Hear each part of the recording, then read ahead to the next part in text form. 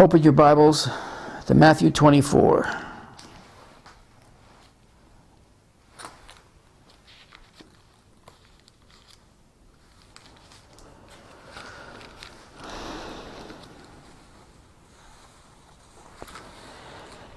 Matthew 24 reads, verse 37.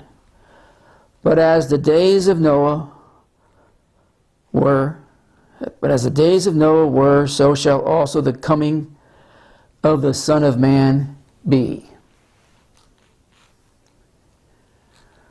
We know the type of days we're living in, what's happening around us, wars and events,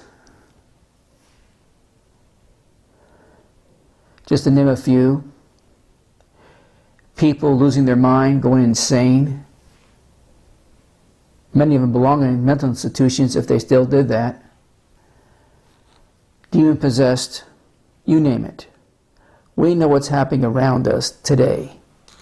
And Jesus says, but as the days of Noah were, so shall also the coming of the Son of Man be. So what he's saying is, it happened before also, just before the flood. So what we're going to see is a repeat. And what we're seeing is a repeat. Already what's happened thousands of years ago. Now Jesus was speaking to his disciples concerning the last days, the end times. He was answering their questions. When you read the chapter, I recommend you read 24, the whole chapter of Matthew. But specifically things that will take place towards the end of this age. Well, through the last stage, but also up to the end of this age, the very last of the last days, until his second coming. That's why I encourage you to read the entire chapter. But I want you to focus in on one statement here that Jesus made to his disciples. He was speaking to his disciples, but I feel like I was in that time period and location where Jesus was 2,000 years ago. I feel like if I was in a time capsule, I'd be there listening to the exact words and sending off 2,000 years into the future. And exactly what the things that he said is exactly what's happening today. It's almost like what Jesus said was recorded for us, which it was, for our day, for the church today, and for the world, and what to expect. But as the days of Noah were, so shall also the coming of the Son of Man be. Now, what did Jesus mean by that?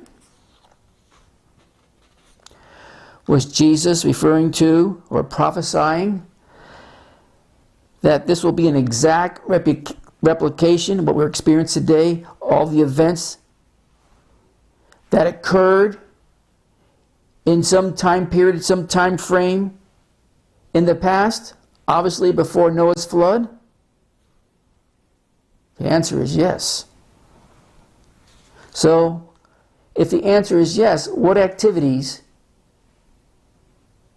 should we see? What activities should we expect in 2024 that was similar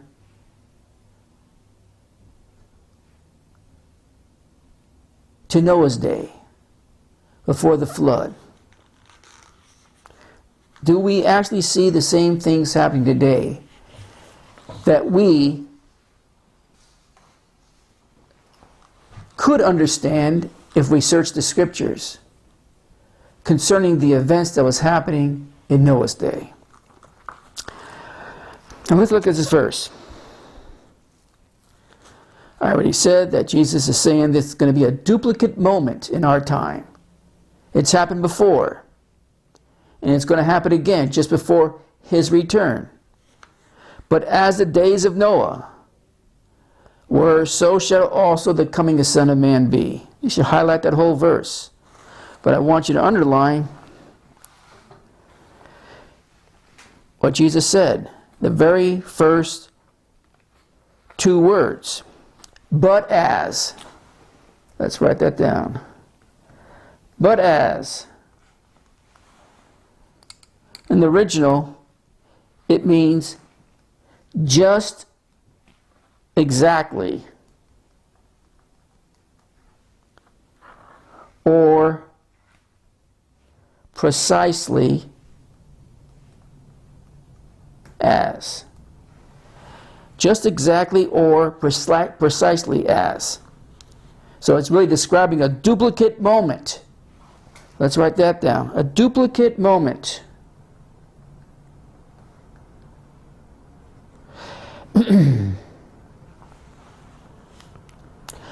But as, just exactly, or precisely, a duplicate moment, as the days of Noah were. It really means exactly as, just as, or precisely as it was in the days of Noah. Got that? Exactly as, or precisely as it was in the days of Noah. This is a duplicate moment. It's happened before. We're seeing history repeat itself. And what Jesus is saying, those who are living in the end of this age that we're in now are going to experience what was occurring just before Noah's flood, that great deluge that was released on the earth in the days of Noah.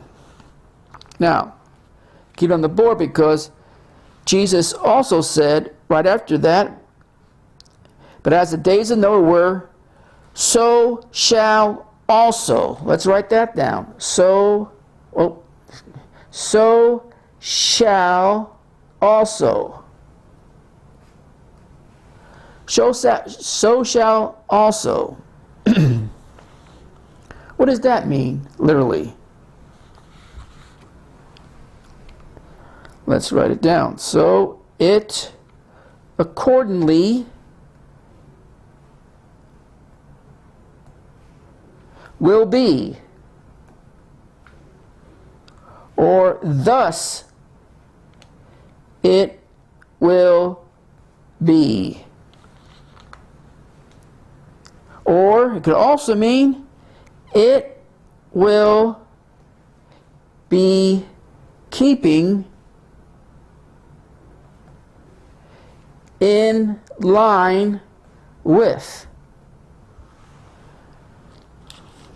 I feel sorry for the person who has to read my writing. So it accordingly will be, thus it will be keeping in line with. That's what it means literally in the Greek. So shall also. So shall also.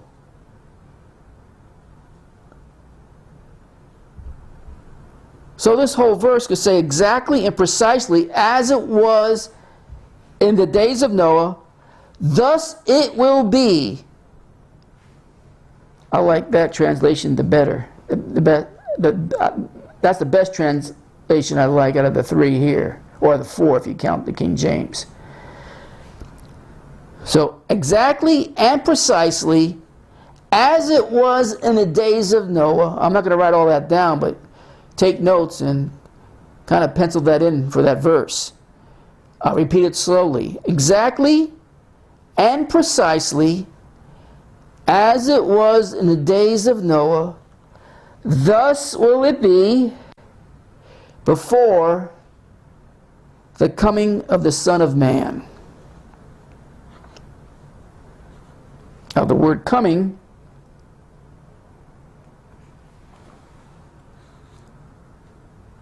is a translation of a Greek word. Now some scholars argue that it describes only the second coming of Christ when he returns for the saints, the rapture. Now, I have no problem using this particular word in its meaning for coming, but it does not only apply to Christ's second coming. You could apply it for when he comes to retrieve the church, let's just say, at the rapture. So it also depends on the context when you look at these words. Well, in any event, the original Greek word for coming, in the Greek, it's a technical expression that was often used in ancient texts to describe the coming of a king. Let's just write whose arrival and presence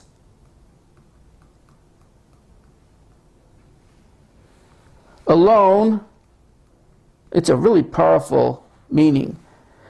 I don't know if we're going to have room for all this. Could deal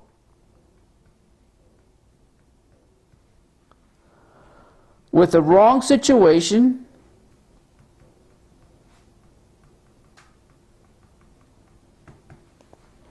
and bring order to it.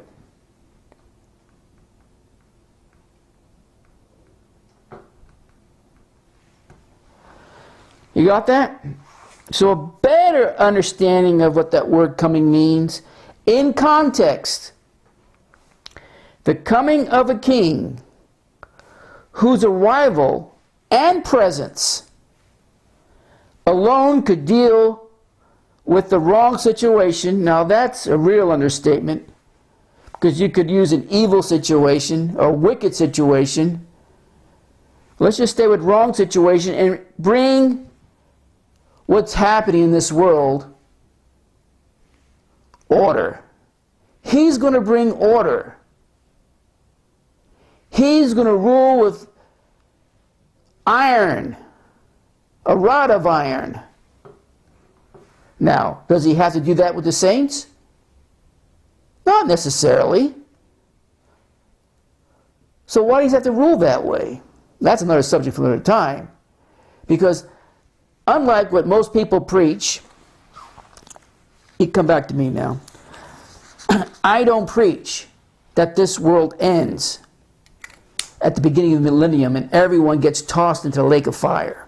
And I'll be preaching a lot more about that in the future Last Day series. Teachings. That's not the subject tonight.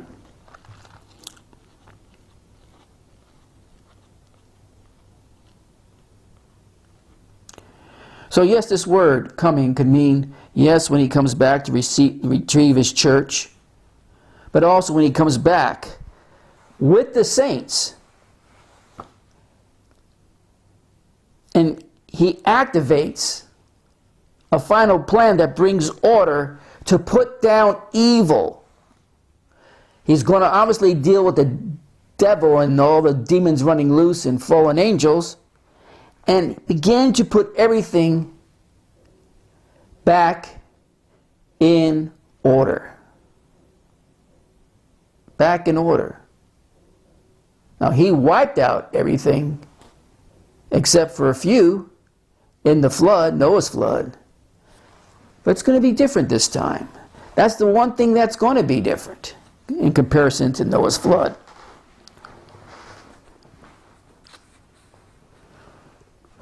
Not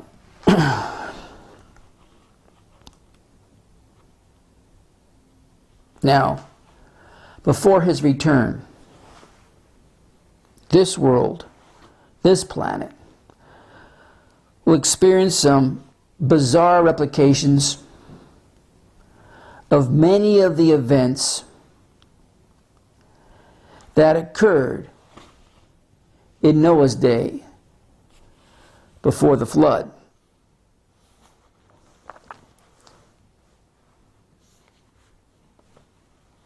Now, since we are living in these last days, I might be living long enough to see the closing of this age.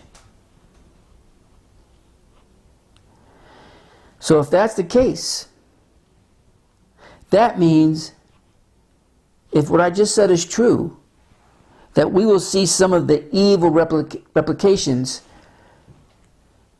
once again. We're going to see a repeat. Now, I could tell we're already starting to see that repeat. we're starting to see, if you ever wondered what it was like before the flood, hopefully in the next, I don't know how many messages, I'll give you a glimpse of what it was like. And then you can compare those events to the events of today and see if there's anything similar. Now, when you read Genesis 6, let's go to Genesis.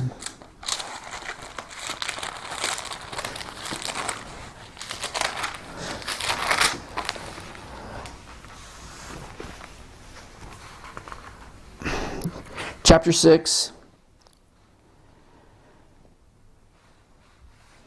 verse 1. Well, yeah, let's just go to verse 1. Let's just start there. Because what you're going to see is, what I'm going to lay out is 6 major things that was occurring in the days of Noah that is outlined in Genesis 6. And then we're going to compare it to things that are happening today and to see if they're similar. In Genesis 1:6 it reads, "And it came to pass when man began to multiply on the face of the earth, and daughters were born of them." Let's just stop there, verse 1. "And it came to pass when man began to multiply on the face of the earth," highlight that, began to multiply.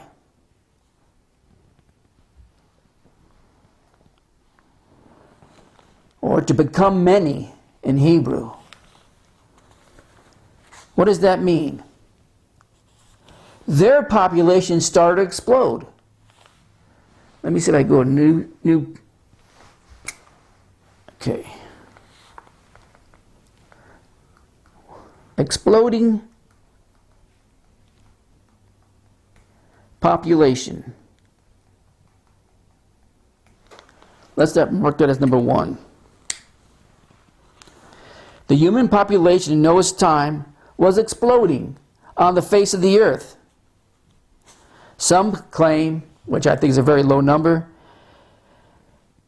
from Adam until Noah's time, several million people were on the earth. I don't believe that to be true. I think there was more than that. And I think, no, I have to think, when I look at some of the research that's out there concerning human population in the last 6,000 years,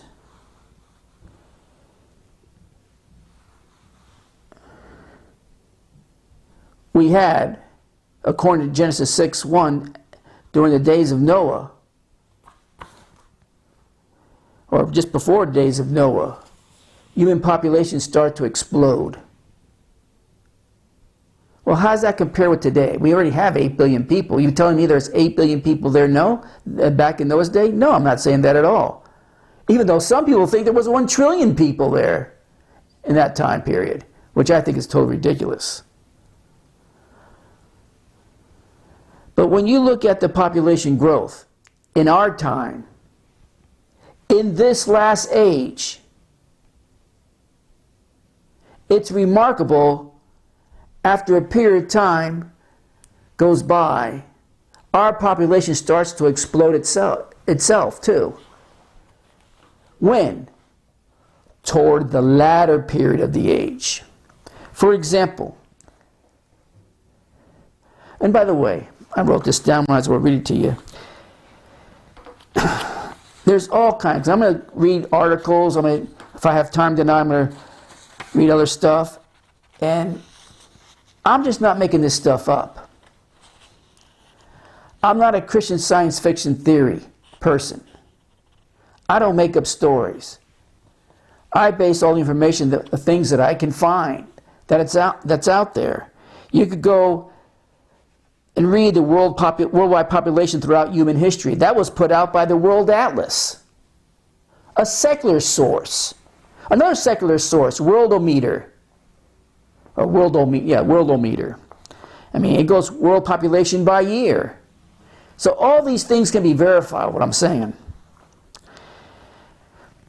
Even the United Nations Department of Economic and Social Affairs have put out a work concerning the growing at a slower pace at the last part of this century, when the world population, they believe, in 2050 will reach 9.7 billion. It's 8 billion now. And it could peak to nearly 11 billion people by the year 2100. Now, I hope. We are long gone before then, and we already came back, and we're ruling and reigning with Jesus Christ. But that's neither here or there. Another secular source, Hope for Justice. They put out information about, which I'm going to get to, human trafficking and human slavery. The Guardian, everybody's heard of The Guardian probably, it's about the gender fluid generation. Some of the information I'm going to give you is from that source. Psychology Today, even though I don't like reading that much, all about genders. Even from NBC, a news article, inside the online world of people who think they could change their race. Are you saying all these things related to the days before the flood? We'll see. You can go to Yes Therapy Helps, and most of you are not going to go to any of these sites. I know that, because you learn to trust me. I've proven that over the years, and you got to dig through all this information. It's no picnic to try to prove out evil. Does exist, and it existed before. About people who believe they become animals. I'm going to talk about Cato, the Cato Institute, and the information they put out that's called the Required Diversity Statements on Campus. College campuses. Not to mention the New York Post, which I'm not a fan of. I'm not a fan of really any newspaper. And how a $200,000, an article from that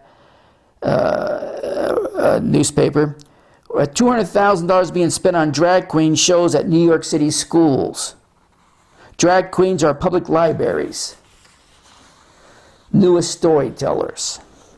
That was actually put out by the Smithsonian Magazine. And I could go on and on with all the sources that I have to comb through to try to give you the information on this particular subject, because I am trying to prove to you that what you see today has already happened before. And if it's happening today and it's happened before, that's just proof, and God's word once again verifies itself. Okay, let's go to 1 AD. In 1 AD, I'm just going to give you the statistics.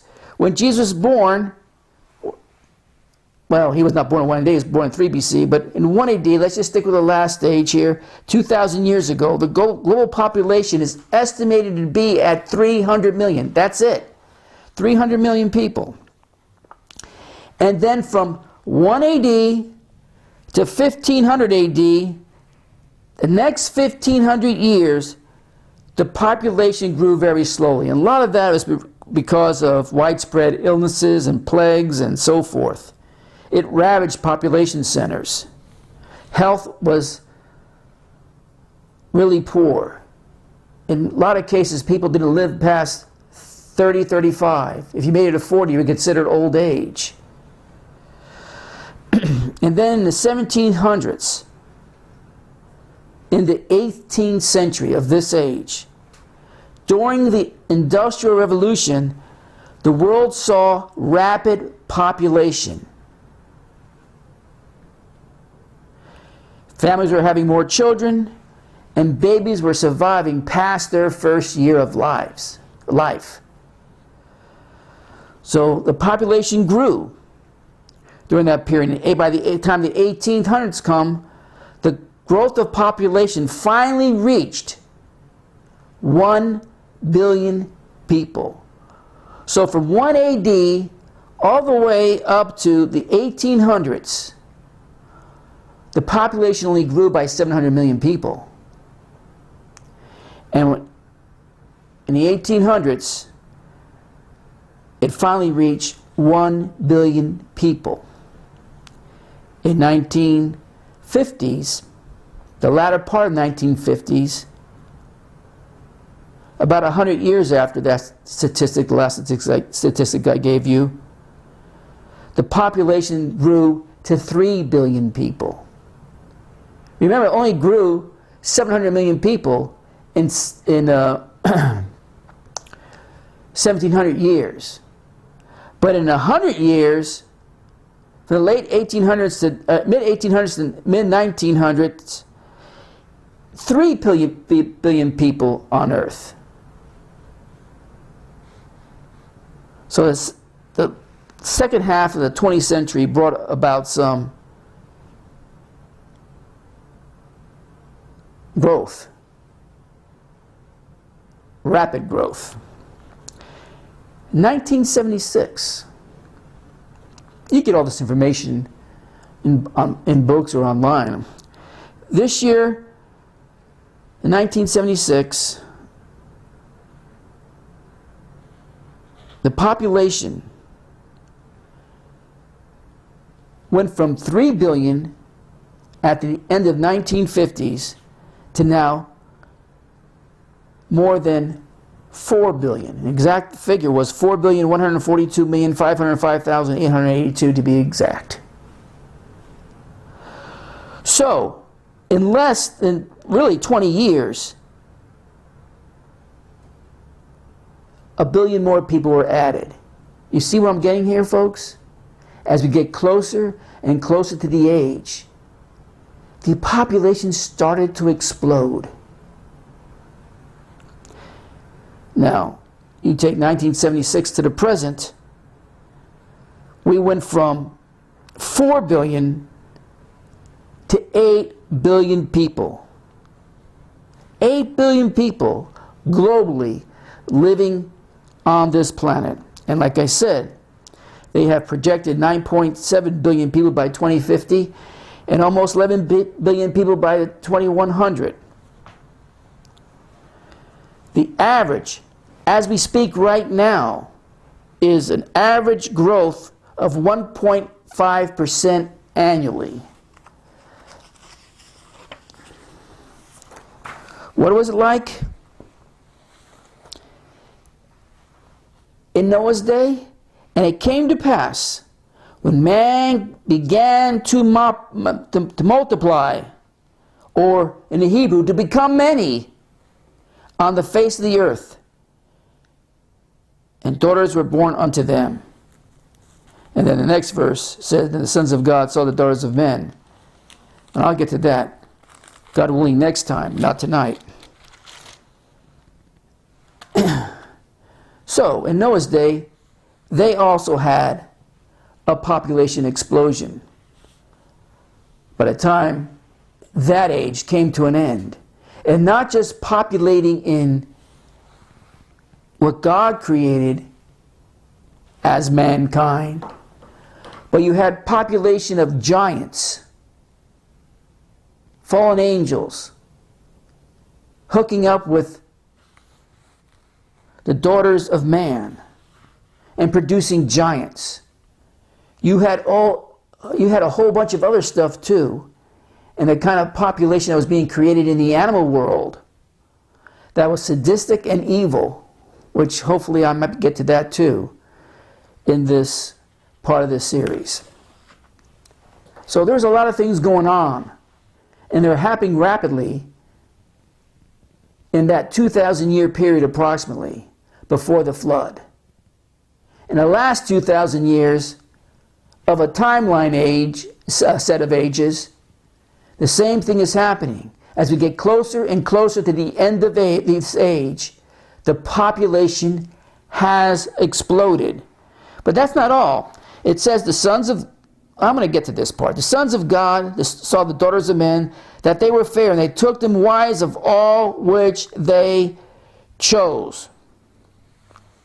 The sons of God were fallen angels that abandoned their God-given assignment, whatever that position was, And that happened during the time of Jared. I don't have time to go through it. You can read it through in the scriptures. It was Adam's great-great-great-grandson. As they came down, they start sexually mingling with mortal woman. The sexual perversity raged, reaching a very high intensity in the days of before the flood. And the Bible goes on to say that in those days before the flood, the earth was also corrupt before God. Let's just read it. It's in verse 11. The earth was corrupt before God, and the earth was filled with violence. And God looked upon the earth, behold, it was corrupt. For all flesh had corrupted his way upon the earth. Sound familiar? It was corrupt. The word corrupt, let's write that down. I'll write it down here.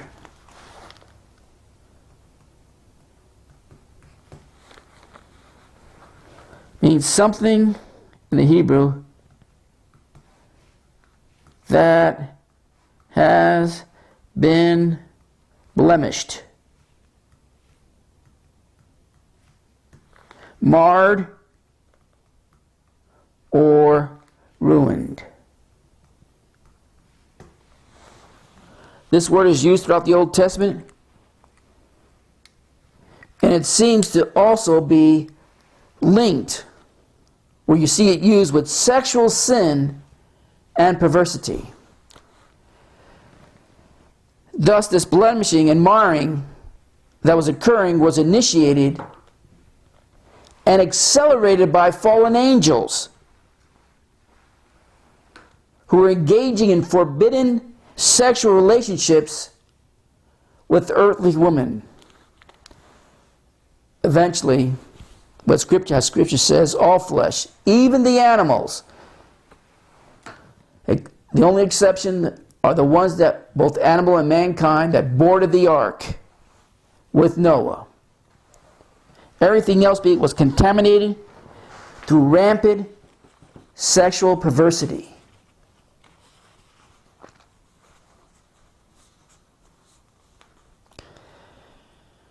I might have time in the future how these fallen angels taught sexual passions to humans that strayed away from God's original design for sex. These passions included fornication, homosexuality, bestiality, every evil act of sexual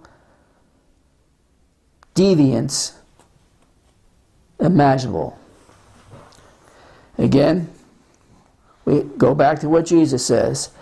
But as the days of Noah were, so shall the coming of the Son of Man be.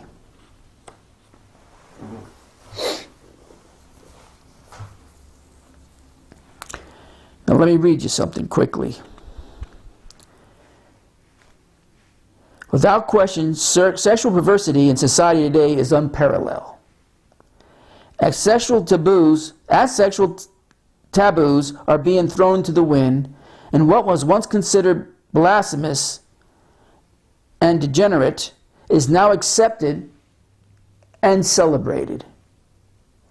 It is unthinkable, but the sex trafficking and porn industries combined generate nearly $250 billion annually and continue to exponentially grow.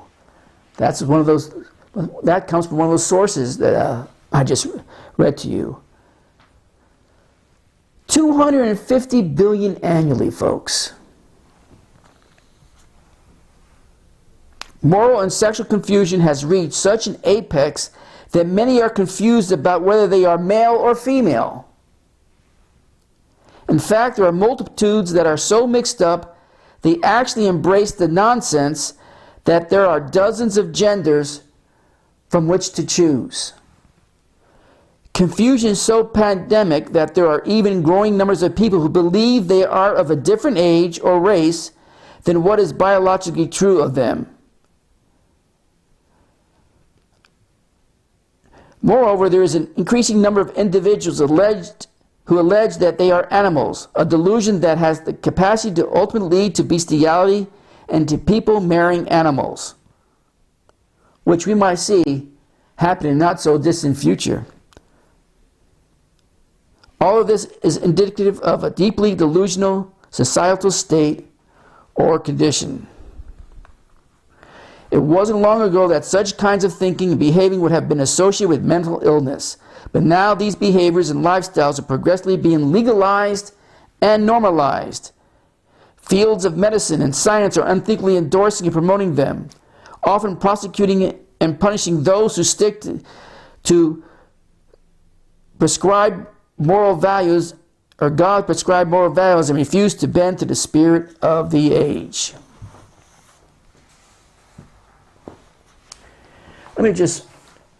I got two articles here that I just was reading the other day. A man who identifies as an ambulance, says he's been in sexual relationships with emergency vehicles since he was 15. A person who identifies as an ambulance, if you have children listening right now, you probably don't want them listening to this. A person who identifies as an ambulance and has sexual relationship with them has told of their risque adventures with their large vehicles. I won't give his name, but from Prague, Czech Republic, 22 years old, he identifies as both non-binary and an ambulance, and enjoys polygamous relationship with the response vehicles. According to the petrol pump worker, their obsession with ambulance began at age 13, but by the time he was 15, his fascination turned sexual after becoming aroused by the vehicle's several openings. How sick is this?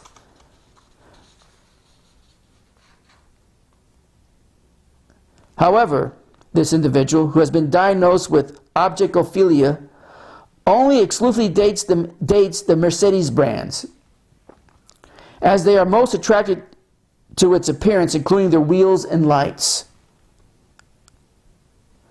Objectophilia is a condition in which a person experiences romantic or sexual feelings towards inanimate objects that can involve different degrees of involvement with the item in question. This person now goes by the name of Sanika Mercedes. Sanika being the Czech word for ambulance. Quote, I chose the name myself because that's how I feel. I'm a car trapped in human form. End the quote.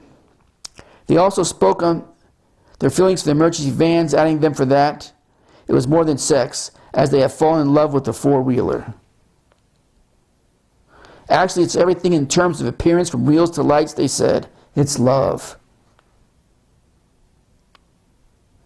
And it's possible to have sex. The ambulance has many places where you can have a sexual act.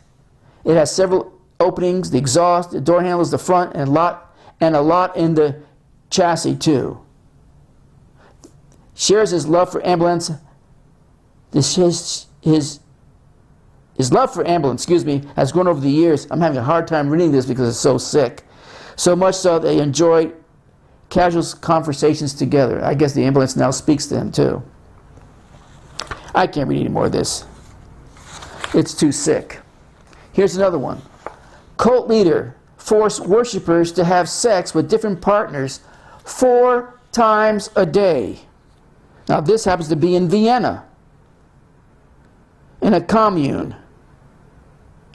He encourages his 600-strong membership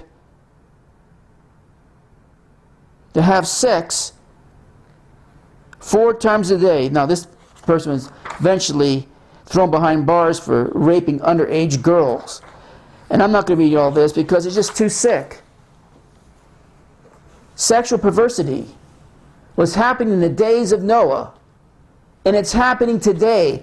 I could spend the next week reading you stories of this perverse mindset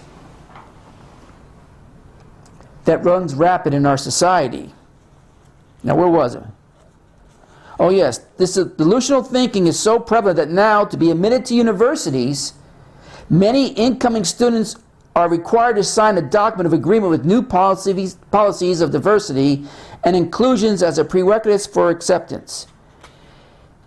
Imagine to be accepted into universities. Now, what about a Christian, a young Christian believer? They are either required to compromise in what they believe because they have to accept this new now moral agenda if they want a higher education. And if they don't compromise, guess what? No education. Now they could go to another school that doesn't require that. But more and more of these schools are starting to require this. I know we're supposed to be caring and loving for each other, but you cannot bend to such delusional beliefs and sick values. You just can't. Which tells me that only seducing spirits that the scriptures have warned us about, that interact with human beings, could convince intelligent beings, intelligent people to embrace such evil and wickedness. The moral compass has been skewed, folks, so far now that outrageously dressed, cosmetic-riddled transvestites are invited to perform at events for children, book reading events, even in public libraries. I'm not making this stuff up. That's why I read you just a few of the sources that the information that I read proves everything what I'm saying to you tonight. And you already heard of this. You're already probably seen this. This is nothing new to you if you've tracked social media, if you track the news, if you read magazines and articles, even any books that talk about this subject. There's many different sources that prove this out. That all this stuff is being thrown at us at a rapid pace. And if we don't accept it, then we're the problem. We're the ones that should be excommunicated. And if they could do it and get away with it, terminate us. It's a demonic attempt, what we're seeing today, to desensitize the younger generation. And they're being very successful at it. The younger generation doesn't know what's morally right and wrong. And they're desensitizing children at a very young age. When the Bible, I preach grace.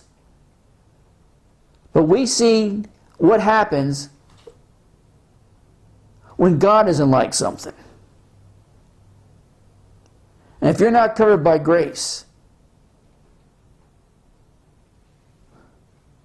the same outcome is going to happen to you, my friend, in the very near future. That's why I condemn these abominations. And this is the social conditioning we are living in right now. We are being inundated with false information continuously. Everywhere we look at, there's a celebration of immorality. The last days attacks is occurring as these seducing spirits, as I said, who are bent on modifying society and its mindset to create a new way of thinking that is free from moral restraint, just as it was in the days of Noah. Just as it was in the days of Noah, population explosion. Just as the days of this last age, at the very end of this last age. A population explosion. Seducing spirits. Polluting minds.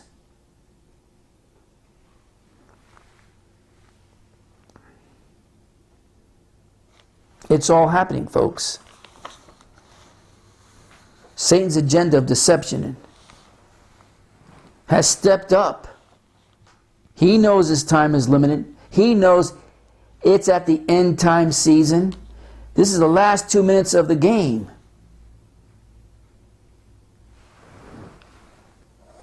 Hopefully there's enough sound minds that will keep preaching and keep believing, because they have spiritual eyes to see what's behind it. And it's a clear, dark, demonic force. A full force. Whose goal is to numb society and lead our youngest people. They used to be taboo. Don't touch the young. Now it's all hands on as far as the demonic forces are concerned. They'll go after the youngest people so they could lead them down this immoral path. And worse than even that is a path that does not lead to Jesus at all. If anything, a path that eventually mocks all Christians and the Christian faith. The level of sexual perversion that we are experiencing, not just in this country but worldwide, is at a record pace in human history, except for the time frame that preceded the flood. History does repeat itself. I keep saying that. Nothing new is going to come around that already hasn't been around. Nothing new under the sun, as the scripture states. It's all happened before. And Jesus said it's going to happen again, just like it happened just before the flood during Noah's time. Well, one other thing happened before the flood, before Noah's time, was concluded at that age, before the flood. And that was a lot of preaching by him, to see if any could have spiritual ears and spiritual eyes, to hear the truth and see the truth, and then act upon it. Now, that's just two of the things. Let's see. I wrote one, exploding population. Let me, I'm going to classify this one.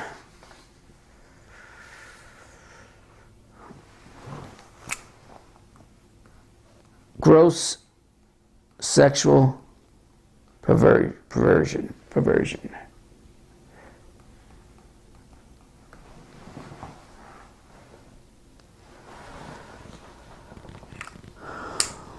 That's two things. 4 more to go. Exploding population, check. Happened then, happened now. Gross sexual perversion, happened then, happened now. Now, I'm just laying these out quickly, the first 6. I might go back to some of these and expand on what really happened. We'll see. We'll see if you're interested. So, exploding population, check. Gross sexual perversion, check.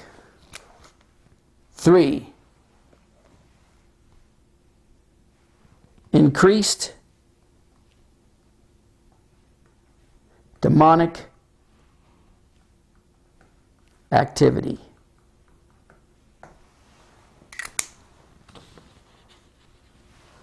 That's next time. Let me know if you're interested. I'll get to that next. Now, I want to hear from you. Now's your turn to talk to me as we explore the similarities between Noah's day and our day today. You got it? If you do, I want to hear from you. Play the song.